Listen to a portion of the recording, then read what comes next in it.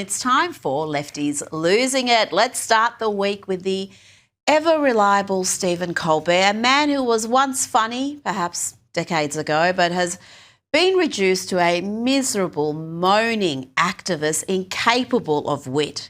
He's been reduced to this. Look, Dana, they're trying to portray Border Patrol agents and ICE agents as Gestapo, Nazi, and many other words. Yes, do not compare ICE or Border Patrol agents to the Nazis. That's an unfair comparison. The Nazis were willing to show their faces. Yes, Stephen, well done. ICE and Border Patrol agents are worse than Nazis. How clever and comedic of you. And do seek help before the men in white coats arrive and whisk you away. Talking about crazy, let's have a look at these agitators, these brainwashed clowns who think they are heroic freedom fighters defeating the Nazis. Just have a look at this lot, how performative and pathetic this all is. Deportation!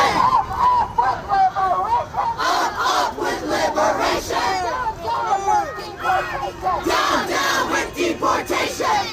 From Palestine to Mexico! The border walls have got to go! Down with deportation!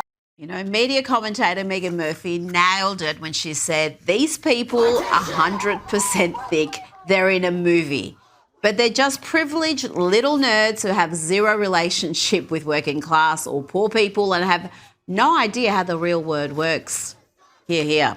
Talk about being out of touch. Let's hear from Lady Gaga, who had a lengthy rant at a concert in Tokyo. She read it out. It wasn't very good. Here's a little of what she had to say. My heart is aching, thinking about the people, the children, the families all over America who are being mercilessly targeted by ICE.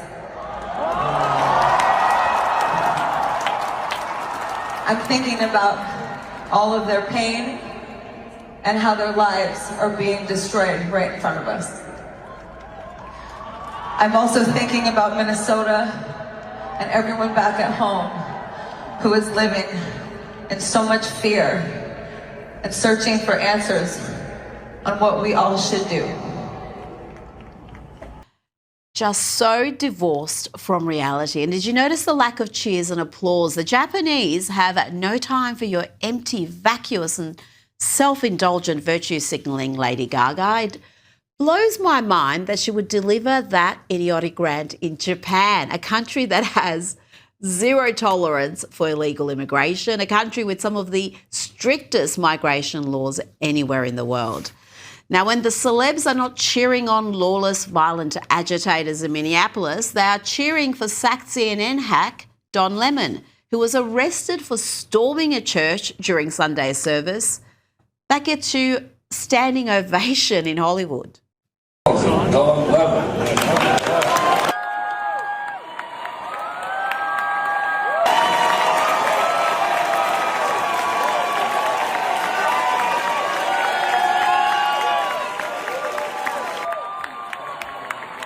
But I'm sure what you're desperate to know right now is what the most chronically wrong woman in Hollywood thinks of the whole Don Lemon saga.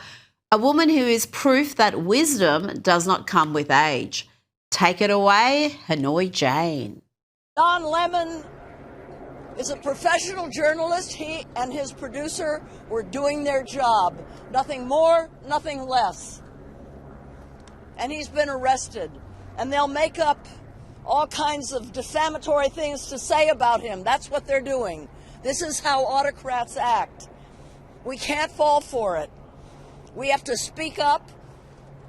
When a red line is crossed like this, we cannot be silent.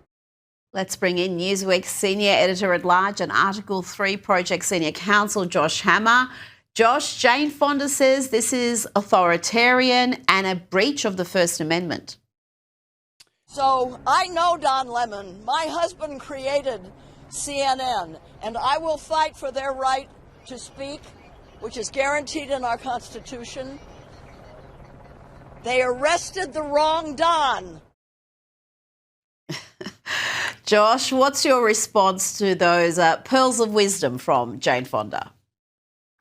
Yeah, Rita, I literally can't think of a greater endorsement of Pam Bondi and the DOJ issuing an arrest warrant for Don Lemon than Hanoi Jane herself coming out opposed to it. I mean, what an absolutely mesmerizing endorsement for this current prosecution. Look, this notion that journalists in America have a higher First Amendment protection than most Americans is a common misconception. Look, I am a lawyer. I'm also a journalist. My First Amendment rights are the exact same as literally any other American in the country. Journalists have no higher or any different degree of First Amendment protection. The First Amendment does indeed protect your right to stand on a public property, stand on a sidewalk, stand in a public square. You can hold up your dumb Ford Foundation, Tide Foundation, stupid open boroughs, George Soros Fund sign, abolish ICE, DHS is fascist, arrest the orange man, whatever. Who gives a crap? You can do that. Here's what you can't do. You can't trespass private property. And even more than that, we have federal statutes on the books that specifically criminalize doing this when it comes to a house of worship. This is back in the good old days, back when there was bipartisan agreement that, speaking of the First Amendment, Hanoi Jane, you know what else is there? Oh, yeah, the free exercise of religion. And back in the 1990s, back when Democrats were still relatively sane, you had the Bill Clinton-led Democrats lead this bipartisan charge to pass the FACE Act, a 1994 statute that specifically criminalizes doing exactly what Don Lemon and his bunch of not-so-merry left-wing hooligans did in St. Paul, Minnesota a few Sundays ago. You can't disrupt a house of worship there. Frankly, Rita, we've heard how many times in the past few years this refrain from Joe Biden, Merrick Garland, and the rest of what I used to call the Democrat lawfare complex. How many times do we hear this refrain that no one is above the law? I agree with that statement. No one is above the law. The question is Don Lemon above the law? Pam Bondi and Donald Trump say no. They're totally correct on that. Well, Hollywood says he is. He's getting standing ovations from Hollywood these days. Ridiculous stuff. We've got another Democrat media narrative that has come undone, Josh, by facts and footage. And that's this characterisation of Alex Pretty, who was shot dead in a scuffle with federal officers in Minneapolis. We had CNN claim this man was perfect. They use that word, perfect man, what you want your son to grow up to be, who you want your daughter to marry. And every Democrat politician has pushed that narrative, but then footage emerged of his antics at other recent violent protests. Let's have a look at this viral clip of Democrat Elizabeth Warren talking about Pretty with that unearthed footage playing. Caring for people was at the core of who he was. He was incapable of causing harm. Alex carried patience, compassion, and calm as a steady light within him. Even at the very end, that light was there. I recognized his familiar stillness and signature calm composure. As is often the case with these manufactured outrages, the truth is kind of lost in the hysteria. But I wonder how many are reassessing the perception of what happened with footage like that. Yeah, nothing says composure like the video that we just saw, like literally kicking a federal vehicle, of yelling, spitting in the face of officers there. Nothing says composure, Elizabeth Warren. Nothing says composure, Pocahontas, like that video right there. I mean, how many times does the left do this, where they find someone? I mean, I think back to Kilmar Abrego Garcia, this MS-13 connected human trafficker, this sex offender, the Maryland man, the quintessential Maryland man there. He's out there in a white T-shirt mowing his lawn there. That's who you should be when you grow up there. You should be the Maryland man, Kilmar Abrego Garcia. You should be Alex Pretty, who's full of composure there. Heck, why don't you go back to the Washington Post from about 7 or 8 years ago? Why don't we try to be an austere religious scholar, kind of like Abu Bakr al-Baghdadi, the head of ISIS there? I mean, the hits just keep on coming right there. But look, we're being a little tongue-in-cheek here. Look, the reality is a young man died. And he died because, it is very simple, he died because Democrats did not play along. If Tim Walz and Jacob Fry and Ilhan Omar and Keith Ellis and the rest of the Minnesota Democrats had just said, okay, you know what? Federal law is supreme. We understand the Supremacy Clause. We understand the Constitution. Come in here, arrest your criminal aliens. If they had done that, Rita, none of this would have happened. The reason that Renee Good and the reason that Alex Pretty are dead is because they ginned up these people into demagogic fits of rage. It's essentially kind of taken the Hamas martyrdom complex and taking it to the American home front. They're trying to use these people as martyrs. It's like death pornography, really. It's awful. It's absolutely awful. And again, a young man lost his life, someone who I didn't agree with politically, obviously, but it's still tragic. He had siblings, parents, et cetera, there.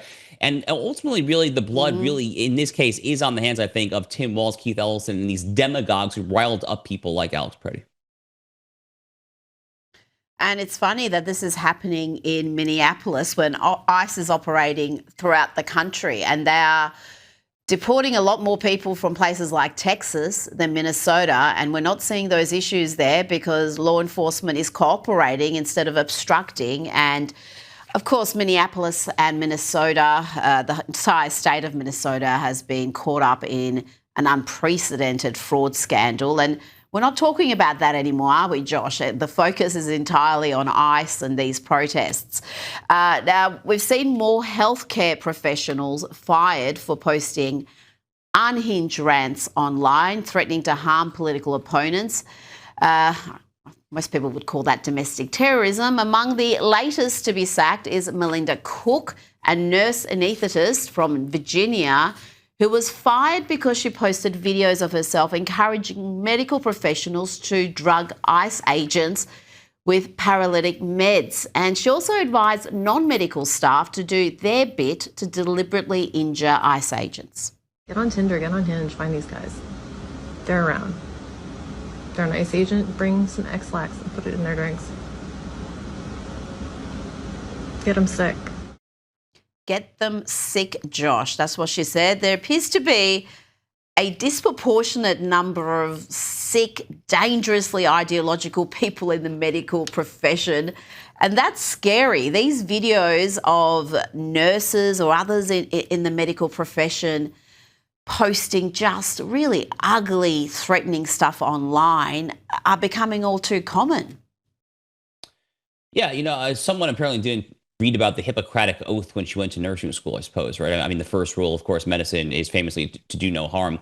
I guess unless you're a leftist. I guess if you're a leftist, then the first rule sometimes actually is do harm. If you're a leftist, maybe the very first rule actually is to cheer on the assassination of my late friend Charlie Kirk. If you're a leftist, maybe your first rule is to cheer on the near assassination of Donald J. Trump. If you're a leftist, maybe your first instinct is to start naming your babies Luigi after Luigi Mangione, this anarchist who shot dead a father and a husband in cold blood, a point-blank range, simply for being the CEO of a healthcare company there. And now astoundingly, Luigi Mangione is actually going to avoid the death penalty. To me, it's utterly astounding there. I mean, there's something deeply sick. There's something deeply sick in the American leftist mentality. And I think that the media bears a shockingly high part of the blame for this, because they have spent years and years and years communicating this message that their political opposition is not someone to be amicably debated with, but is an existential threat. How many times have we heard this? A threat to democracy, a threat to the rule of law, a threat to the Constitution. They're a threat to all of us there. Take matters into your own hands and do whatever is necessary to make this right there. That's how you end up with videos like this. That's how you end up with all these outrageous elementary school teachers who are having their children read celebrations of Charlie Kirk's murder. It's sick, sick stuff, Rita. And I asked the same question that I've been asking for a long time about the rise of political violence, which is, where are the leaders on the Democrat side of the aisle, these senior statesmen who can look at videos like this and say, enough, this is way too far there? I haven't seen that yet. And I haven't seen that because probably there's no one capable of giving that speech at this time, which says all you need to know about the state of that party. Well, when you're characterising ICE agents as modern-day fascists and Nazis and whipping up that sort of fear and hysteria, you're not going to speak out against this, are you? You're creating more of this. Yeah. Now, let's talk about the Epstein files. A lot of new revelations in the latest Epstein document dump, including this: the convicted pedophile once asked Ken Starr to help discredited TDS-afflicted author Michael Wolff to dig up dirt on President Trump. Josh, we learned from previous document releases that back in 2015, Wolff encouraged Jeffrey Epstein to blackmail the then presidential candidate Donald Trump. The relationship here is fascinating, and Michael Wolff has also said that Jeffrey Epstein believed it was Donald Trump who first alerted law enforcement about what was happening under his roof, and he hated him for that ever since. Donald Trump famously kicked Jeffrey Epstein out of Mar-a-Lago. He literally kicked him out of being a member at the private Mar-a-Lago club after these revelations first came to light. So, Jeffrey Epstein, Rita, my reading of the case for a long time has been that Jeffrey Epstein held a grudge against Donald Trump for a very, very long time. I mean, there were those messages that came out where Jeffrey Epstein was texting the non-voting rep for the U.S. Virgin Islands during this Michael Cohen hearing. He was obsessed with trying to make Michael Cohen look good, to bring down Donald Trump there. He was obsessed with bringing down Trump. He hated Donald Trump. And he hated Donald Trump because on a level, it was very personal for him. Jeffrey Epstein, through reasons that are still somewhat unclear to this day, had amassed this astounding Rolodex and was hobnobbing with the rich and the famous and the this and that. And I mean, you name it, he probably knew them there. And there were very few people who, in the later years of his life, had no tolerance whatsoever, and Donald Trump was one of those individuals there. So, this whole effort that we're seeing from the left, Ro Khanna of California, various other Democrats who are trying so hard to try to get Trump via the Epstein files, it's not going to work. I mean, you're much likely going to be hoisted on your own petard when it comes to Bill Clinton, who was famously a heck of a lot closer to Jeffrey Epstein than Donald Trump was himself. Well, he did have that infamous painting of Bill Clinton hanging at his main property in New York. I mean, that in itself, my gosh, I think there's a lot more for us to learn about that. And among some of the more notable news items to come from this latest document dump is the claim that the billionaire and philanthropist Bill Gates caught sexually transmitted diseases from Russian girls and then tried to secretly give his wife antibiotics to cover that up. Jeffrey Epstein claimed in July 2013 that the Microsoft co-founder asked one of his advisors to provide him with medicine to treat STDs. The allegations have been rejected as completely false by Gates' spokesperson, Josh. But I do recall Melinda Gates saying that the relationship Bill Gates had with Jeffrey Epstein was a key factor in the divorce. Yeah, look, I mean, between Bill Gates and Jeffrey Epstein, I mean, flip a coin. I mean, who's like the less reputable of the two? I mean, who could you possibly believe here, right? I honestly have no idea if this is true or not there. Bill Gates, by the way, he's done something of an under the radar, a bit of a reversal on his signature issue on climate change. This was really kind of slipped under the radar, Rita. I'm not sure how many people caught this there. He issued a very interesting blog post on his blog in late October saying, you know what? I was actually wrong about climate change. It's actually not going to end the whole world. Turns out that a lot of us are kind of overstating the damage there. So he's trying to do a bit of a mea culpa on this there. I mean, maybe there's going to be another mea culpa coming when it comes to his relationship with Jeffrey Epstein there. Look, I have no idea if Epstein was personally responsible for this divorce between Melinda Gates and Bill Gates, but you know what? It sounds like it kind of fits, honestly. I mean, they got divorced there. As you correctly note, Melinda said that Bill Gates was involved in all sorts of questionable, sketchy behavior there. And who's the king of sketchy behavior? Oh, yeah, Jeffrey Epstein there, a guy who was very much in Bill Gates' Rolodex. So it's kind of like, if the shoe fits, maybe there's something there. But as I said, these are two absolute dirtbags. So, I mean, take your pick as to who to believe, I guess. But I do repeat that Bill Gates, through a spokesperson, has said all these allegations are completely false. Josh Hammer, it's always a pleasure. Thanks for your time tonight.